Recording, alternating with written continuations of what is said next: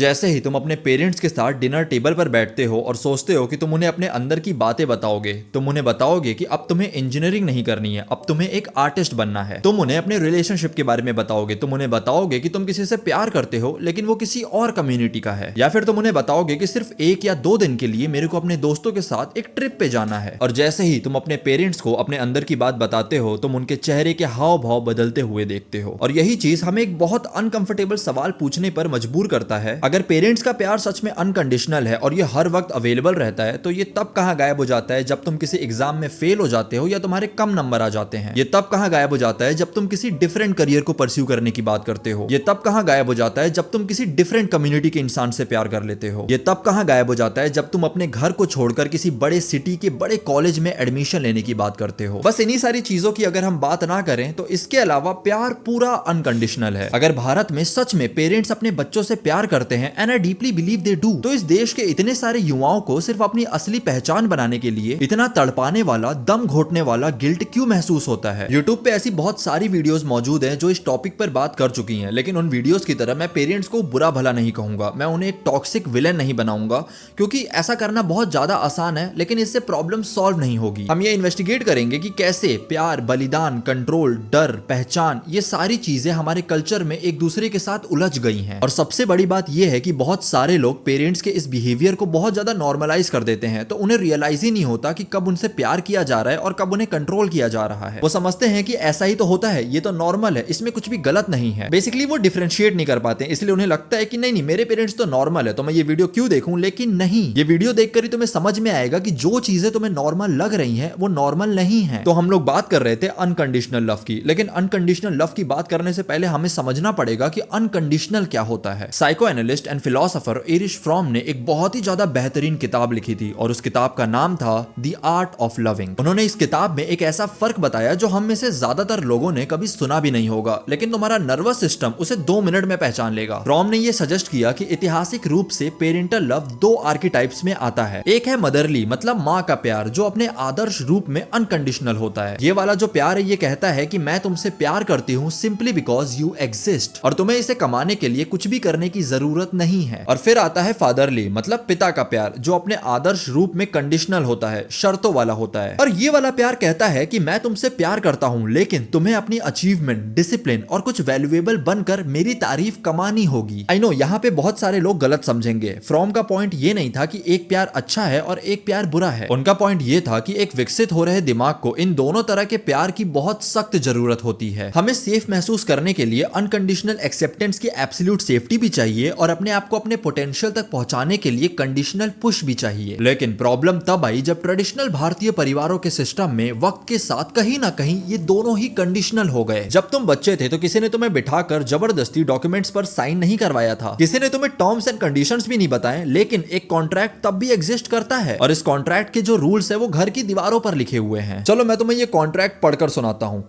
हमने तुम्हें जिंदगी दी, हमने तुम्हारी पढ़ाई के खर्च उठाए, हमने अपनी जवानी, अपने मौके, अपने सपनों, सबको तुम्हारे लिए कुर्बान कर दिया, और इसके बदले तुम हमारे सपने पूरे करोगे। तुम वो अचीव करोगे जो हम नहीं कर पाए। तुम उस इंसान से शादी करोगे जिसे हम अप्रूव करेंगे, और हाँ, तुम उस सोशल रेपुटेशन को मेंटेन करोगे जो हमने बनाई है, और जब हम बूढ़े हो जाएंगे तो तुम हमारा ख्याल रखोगे। तो इससे तुम्हें क्या समझ में आया कि यहाँ पर कोई फैमिली डायनेमिक नहीं है, यहाँ पर एक बिजनेस कॉन्ट्रैक्ट है। यहाँ पर इसके डिलीवरेबल्स क्लियर है कि क्या क्या तुम्हें करना है। यहाँ पर परफॉर्मेंस मैट्रिक्स है, और अगर कॉन्ट्रैक्ट ब्रेक हुआ तो एक बहुत भारी इमोशनल पेनल्टी है। और इसे एक फॉर्मल लीगल एग्रीमेंट से अलग करने वाली बस एक ही चीज है, यहाँ पर कानून की जगह गिल्ट का इस्तेमाल होता है। एक सबसे बड़ा सवाल दिमाग में आता है कि हम लोग यहाँ तक पहुंचे कैसे। अगर हम इतिहास को देखें तो ये जो अरेंजमेंट है ये सिर्फ इंडिया का नहीं है, और ये अरेंजमेंट पक्के तौर पर किसी बुरी नीयत से भी नहीं बनाया गया था। इंसानी सभ्यता के ज्यादातर हिस्से में, स्पेशली एग्रीगेरियन सोसाइटीज में, बच्चे सचमुच इकोनॉमिक एसेट्स होते थे। इंसान बच्चे पैदा करते थे क्योंकि उनको अपने खेत के लिए मजदूर चाहिए थे। पुराने समाजों में बच्चे इंसानों का रिटायरमेंट प्लान थे। इंसान बच्चे पैदा करते थे ताकि वो अपनी विरासत को आगे बढ़ा सके। ये जो आइडिया है कि बचपन एक पवित्र, एक सुरक्षित वक्त है जहां पर एक इंसान को अपना ऑथेंटिक सेल्फ डिस्कवर करने का मौका मिलता है, ये आइडिया एक बहुत ही नया आविष्कार है। मतलब ऐतिहासिक तौर पे देखा जाए तो सिर्फ शायद 150 साल पुराना। और आज इंडिया में स्ट्रक्चरल प्रॉब्लम ये है कि इकोनॉमी तो बदल गई, लेकिन जो साइकोलॉजी है वो अभी तक नहीं बदली। अब आज के समय में तुम एक पुश्तैनी जमीन पर खेती नहीं करते, तुम आज एक मॉडर्न ग्लोबलाइज्ड वर्ल्ड में रह रहे रहे हो। मैं तुम्हें एक एग्जांपल से समझाता हूँ। इमेजिन करो कि तुमने एक जमीन का टुकड़ा खरीदा और ये सोचा कि तुम इस पे एक फैक्ट्री बनाओगे। 10 साल बाद जोनिंग लॉज बदल जाते हैं और जो तुमने जमीन खरीदी थी वहां पर एक पब्लिक पार्क बन जाता है। लेकिन तुम आज भी हर सुबह उस पार्क में पहुंच जाते हो और टहलते हुए लोगों को यह बताने की कोशिश करते हो कि इंडस्ट्रियल मशीनरी काम कैसे करती है। तो क्या हुआ, जो इकोनॉमिक फंक्शन है वो तो गायब हो गया, लेकिन जो साइकोलॉजिकल कॉन्ट्रैक्ट है वो वहीं रह गया। अब जो इंडियन फैमिलीज हैं वो इस इनविजिबल कॉन्ट्रैक्ट को एनफोर्स करने के लिए कुछ स्पेसिफिक सेट ऑफ टूल्स का इस्तेमाल करती हैं, और मैं मानता हूं इसमें से सबसे पावरफुल टूल है दी सैक्रिफाइस नैरेटिव। हमने तुम्हारे लिए सब कुछ सैक्रिफाइस कर दिया, हम इस फटे पुराने कपड़ों में रहते हैं, हम नए कपड़े नहीं खरीदते ताकि तुम उस महंगे कोचिंग इंस्टीट्यूट में जाकर पढ़ सको। ये पेरेंट्स द्वारा कहे जाने वाला सबसे इमोशनली डिवास्टेटिंग सेंटेंस है। ये जो सेंटेंस है ये तुम्हें मेंटली और फिजिकली पूरी तरह से पैरालाइज कर देता है। तुम्हें समझ में नहीं आता कि इसके आगे तुम अब क्या कहोगे, क्या करोगे। लेकिन कोई बात नहीं, चलो एक कदम पीछे चलते हैं और इसे प्योर लॉजिक के पर्सपेक्टिव से देखते हैं। असल में क्या सैक्रिफाइस किया गया था, और सबसे जरूरी बात, इसके लिए कहा किसने था। पैदा होने से पहले तुम क्या ब्रह्मांड में तैरते हुए किसी फॉर्मल एप्लीकेशन को सबमिट कर रहे थे कि प्लीज मेरे को पैदा कर दो, प्लीज मेरे लिए सैक्रिफाइसेस कर दो? नहीं, ये जो सैक्रिफाइस है ये अडल्ट्स ने खुद किया था अपने कारणों की वजह से, एक ऐसे फैसले के तहत जिसमें तुम्हारी कोई भी मर्जी शामिल नहीं की गई थी। लॉ एंड एथिक्स में अगर कोई तुम्हें गिफ्ट देता है तो उसके बाद वो तुम्हें उसका इनवॉइस या बिल नहीं देता, और जिस पल मैं उस गिफ्ट के साथ कोई शर्त जोड़ देता हूं तो वो गिफ्ट गिफ्ट नहीं रहता, वो एक ट्रांजैक्शन बन जाता है। जो ये सैक्रिफाइस नैरेटिव है वो एक बच्चे को पालने की बेसिक बायोलॉजिकल जिम्मेदारी को एक उम्र भर चलने वाले और ना चुका जाने वाले कर्ज में बदल देता है। और इस कर्ज की सबसे जीनियस बात यह है कि इसकी कोई मैच्योरिटी डेट भी नहीं होती, तुम उसे कभी चुका ही नहीं सकते। ये ऐसा है कि जैसे कोई तुम्हें बर्थडे प्रेजेंट दे और 10 साल बाद जैसे ही तुम उस गिफ्ट देने वाले के किसी ओपिनियन से डिसएग्री करो, वो तुम्हारे सामने उस गिफ्ट की रसीद लाकर रख दे। फिर आता है दूसरा टूल, वो है सोशल रेपुटेशन, लोग क्या कहेंगे। ये फेज बहुत दिलचस्प है क्योंकि ये दिल तोड़ने वाला एक सच उजागर करता है। तुम्हारे पेरेंट्स का कंसर्न तुम्हारे लिए कभी भी प्राइमरी नहीं था। उनके लिए जो उनका प्राइमरी कंसर्न था वो हमेशा ऑडियंस थी, समाज था, रिश्तेदार थे, आसपास के पड़ोसी थे। और यही वो वजह है कि क्यों तुम्हारी छोटी छोटी चॉइसेस पर भी पेरेंट्स का रिएक्शन ऐसा होता है जैसे कोई कितनी बड़ी कयामत आ गई हो। जब तुम उन्हें बताते हो कि तुम एक गैप ईयर लेना चाहते हो, तुम एक दूसरी कास्ट के इंसान से शादी करना चाहते हो, मे बी प्यार करते हो,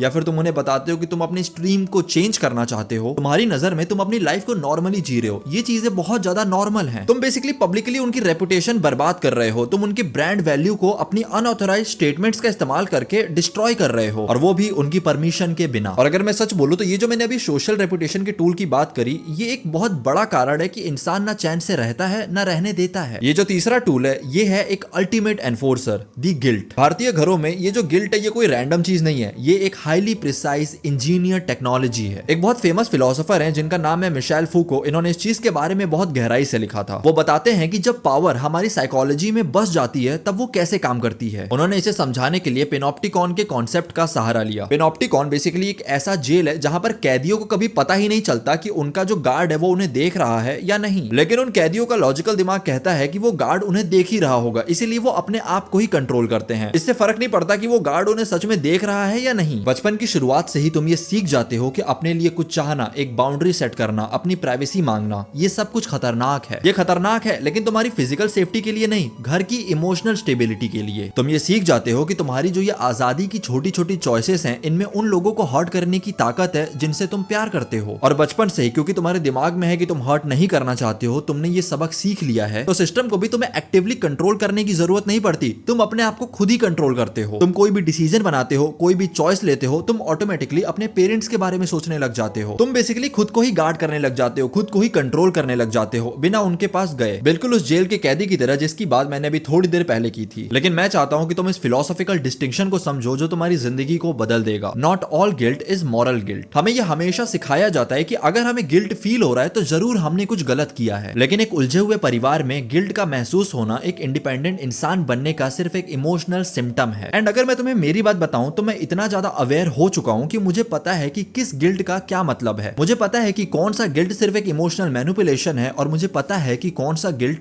मुझे आ रहा है क्योंकि मैंने सच में कुछ गलत किया है। अब इससे पहले कि हम आगे बढ़े, मैं एक बहुत जरूरी पॉइंट को मेंशन करना चाहता हूं। देखो, मेरे लिए यहां पर बैठकर ये कहना बहुत ज्यादा आसान है कि तुम्हारे पेरेंट्स मैनिपुलेटिव है, तुम्हारे पेरेंट्स टॉक्सिक है और तुम उनके खिलाफ बगावत कर दो। लेकिन अगर हम सच में रियलिटी को समझना चाहते हैं तो हमें एक बहुत ही ज्यादा मुश्किल सवाल पूछना पड़ेगा। वो सवाल है कि क्या हो अगर तुम्हारे पेरेंट्स सच में सही हो? What if they are right? देखो, जो ये 16 से 22-23 साल के लोग होते हैं ये अक्सर बहुत नासमझ होते हैं। मैं सबकी बात नहीं कर रहा हूं, लेकिन कई सारे ऐसे लोग होते हैं जो नासमझ होते हैं। तो मैं ये बात माननी पड़ेगी कि पैशन हमेशा घर का किराया नहीं भरता। बहुत सारे स्टार्टअप्स फेल भी होते हैं और बहुत सारे अनकन्वेंशनल करियर पाथ एक्चुअल में एक इंसान को गरीबी की तरफ ही लेकर जाते हैं। बहुत सारे लोग सोशल मीडिया से देखकर इन्फ्लुएंस भी होते हैं कि उसने 20 साल की उम्र में कॉलेज ड्रॉप आउट किया, एक बिजनेस स्टार्ट किया और आज वो करोड़पति है। क्या ये पॉसिबल है? हाँ, बिल्कुल पॉसिबल है, लेकिन बहुत सारे फैक्टर्स इन्वॉल्व होते हैं जो तुम्हें स्क्रीन पर नहीं दिखते हैं और मे बी वो फैक्टर्स तुम्हारे साथ इन्वॉल्व ना हो। मैं जो ये सारी बातें कर रहा हूँ ये सारे मेरे थॉट्स नहीं है, ये तुम्हारे पेरेंट्स के थॉट हैं और उनके थॉट्स ये इसलिए हैं क्योंकि उन्होंने 50-60 साल की जिंदगी देखी है। उन्होंने ये देखा है कि दुनिया लोगों को कैसे चबा कर थूक देती है। उन्हें ये अच्छे से पता है कि जिंदगी कई बार मौके भी नहीं देती है और वो माफ भी नहीं करती है। जब तुम्हारे पेरेंट्स तुम्हें एक स्टेबल गवर्नमेंट जॉब, एक इंजीनियरिंग की डिग्री या फिर एक सेफ फैमिली के साथ अरेंज मैरिज की तरफ ढकेलते हैं तो वो बैठकर तुम्हारी खुशियों को बर्बाद करने के प्लान्स नहीं बना रहे होते। कई बार उनका जो ये कंट्रोल होता है वो तुम्हें सुरक्षित रखने की एक बहुत डेस्परेट घबराई हुई कोशिश होती है। लेकिन यहाँ पर एक फिलोसॉफिकल ट्रेजेडी है, ये जो तुम्हें कंफर्ट मिल रहा है इसकी तुम्हें एक कीमत चुकानी पड़ती है और वो कीमत है कि तुम्हें अपनी ऑथेंटिसिटी को खोना पड़ता है। एक पिंजड़े में बंद पक्षी शिकारियों से पूरी तरह से सेफ होता है, वो कभी भूख से नहीं मरता लेकिन वो कभी उड़ना भी नहीं सीखता। तुम अपनी फैमिली के इस्तेमाल से इस दुनिया में सरवाइव तो कर लेते हो लेकिन कभी भी जीना नहीं सीखते। लेकिन अगर तुम चाहते हो कि चीजें सही हो जाएं तो तुम्हें अपने दिमाग से एक आइडिया पूरी तरह से निकालना पड़ेगा कि तुम्हारे पेरेंट्स एक विलेन है। वो कोई विलेन नहीं है, वो असल में तुम्हारे ही प्रीवियस वर्जन का एक रूप है। अभी जो मैंने सब कुछ डिस्क्राइब किया, वो गिल्ट, वो कंडीशनल अप्रूवल, वो सोशल प्रेशर,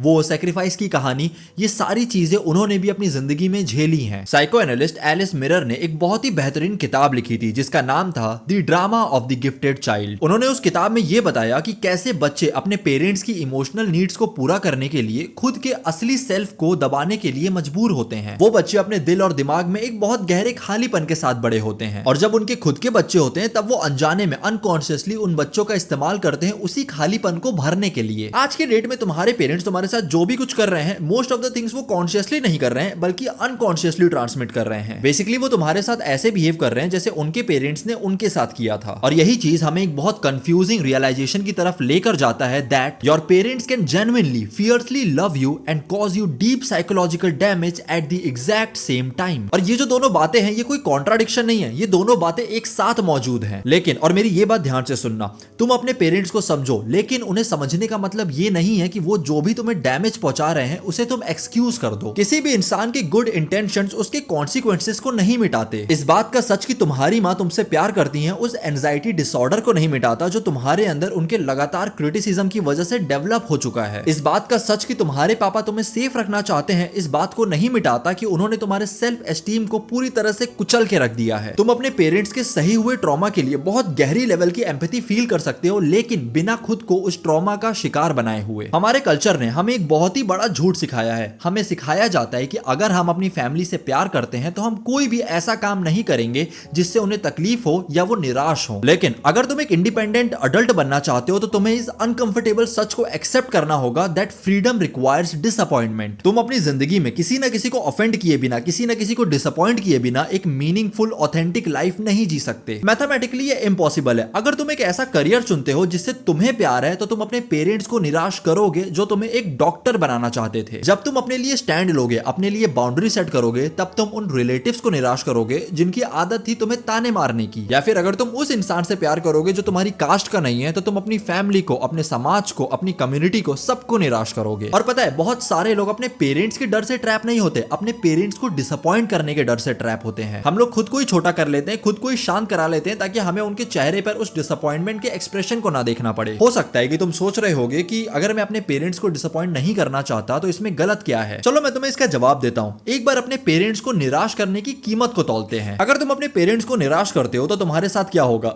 हो सकता है कि तुम्हें बहुत बुरी तरह से पीटा जाए, हो सकता है कि घर में बहुत बड़ी आर्गुमेंट हो जाए, हो सकता है कि लोग बात करना ही बंद कर दें एक दूसरे से। लेकिन ये सारी चीजें बहुत ही ज्यादा टेम्परेरी हैं। पर पता है अगर तुम खुद को निराश करते हो तो तुम्हारे साथ क्या होगा, इस चीज का रिग्रेट तुम्हें दशकों तक रहेगा। तुम 40 साल की उम्र में उठोगे और अपने बगल में अपनी वाइफ को देखोगे, उस वाइफ को जिससे तुम शादी नहीं करना चाहते थे। एक ऐसी जॉब पर ड्राइव करके जाओगे जिस जॉब से तुम नफरत करते हो, तुम्हारा बॉस तुम्हें वहां पर गाली देता है, तुमने अपनी आधी जिंदगी बर्बाद कर दी अपने आसपास के लोगों को खुश करने के लिए, लेकिन एक इंसान को भी तुम्हारी परवाह नहीं। तुम खुद बताओ क्या तुम्हें ये कीमत छोटी लगती है? मैं बस ये कहना चाहता हूँ कि ये जो टेम्परेरी डिस्कंफर्ट है, टेम्परेरी डिसअपॉइंटमेंट है, ये चीज तुम्हें बहुत चुभेगी, तुम्हारे पेरेंट्स को बहुत चुभेगी, लेकिन यही वो चीज है जिससे तुम्हें परमानेंट फ्रीडम का एहसास होगा। अब आते हैं इस वीडियो के सबसे इंपॉर्टेंट और सबसे प्रैक्टिकल पार्ट की, सॉल्यूशंस क्या हैं। मैं तुम्हें 5 हाईली प्रैक्टिकल फिलोसॉफिकल प्रिंसिपल्स बताने जा रहा हूं एंड ट्रस्ट मी, ये प्रिंसिपल्स मैंने चैट जीपीटी या इंटरनेट से नहीं निकाला है। मैंने अपनी लाइफ में भी ये सारी चीजों को बहुत ज्यादा फेस किया है, लेकिन इन प्रिंसिपल्स के इस्तेमाल से ही मैं काफी हद तक इन चीजों से बाहर निकल कर आ पाया हूं। Principle number 1, build financial independence. ये सुनने में बहुत अनरोमांटिक लग सकता है, लेकिन इस वीडियो का ये सबसे कड़वा और सबसे इंपॉर्टेंट सच है। जब तक तुम अपने पेरेंट्स पे इकोनॉमिकली डिपेंडेंट हो, तुम अपनी इमोशनल आजादी की मांग नहीं कर सकते। अगर तुम्हारा डेली सर्वाइवल, जैसे तुम्हारा खाना पीना, तुम्हारे घर के खर्चे, तुम्हारे फोन का बिल, अगर ये सारी चीजें उस इंसान पे डिपेंड करती है जिस इंसान के साथ तुम एक बाउंड्री सेट करना चाहते हो, तो तुम्हारी बाउंड्री सिर्फ एक ख्याली पुलाव है, क्योंकि ये रियलिटी में पॉसिबल ही नहीं है। तुम्हारी फाइनेंशियल डिपेंडेंस तुम्हारी इमोशनल इंडिपेंडेंस को लगभग इम्पॉसिबल बना देती है। और मैं ये नहीं कह रहा हूं कि तुम जाकर करोड़पति बन जाओ, तुम्हें बस उस पॉइंट पे पहुंचना है जहां पर तुम दोनों को ये पता हो कि अगर तुम्हें मजबूर किया गया तो तुम अपने दम पे सरवाइव कर सकते हो, और यही चीज तुम्हारे रिश्ते के पूरे आर्किटेक्चर को बदल के रख देगा। दूसरा प्रिंसिपल है स्टॉप सीकिंग परमिशन। लाखों इंडियन अडल्ट्स आज 25, 28, 30 साल के हो गए हैं और वो आज भी अपने पेरेंट्स से परमिशन मांगते हैं जब उन्हें अपनी लाइफ में अपने डिसीजंस खुद लेने चाहिए। रिस्पेक्ट के तौर पर अपने पेरेंट्स को किसी डिसीजन के बारे में इन्फॉर्म करने में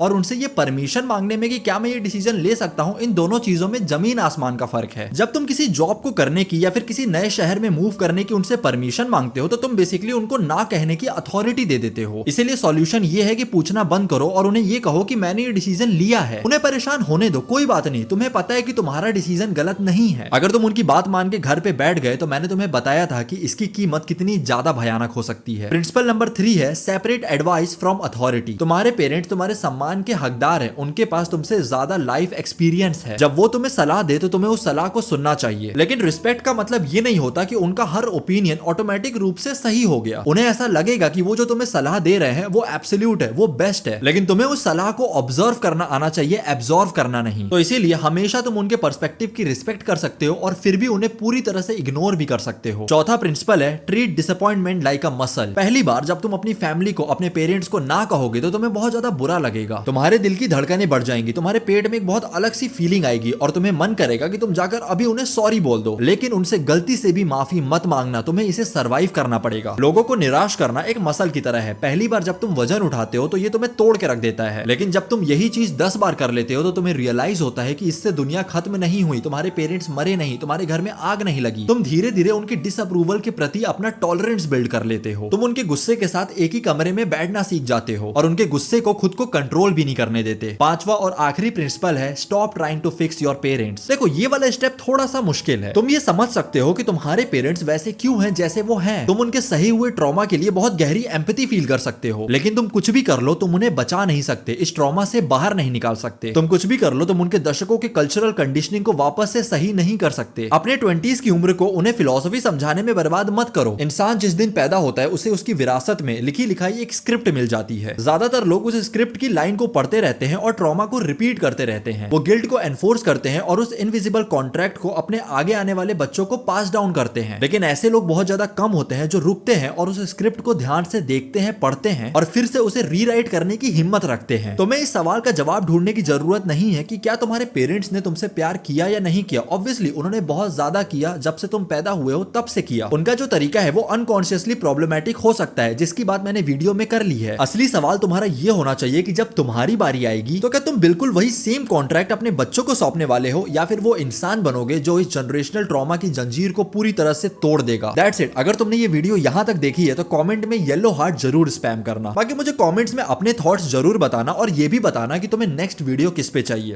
that's it for the video. मिलते हैं अगली वीडियो में। Bye bye.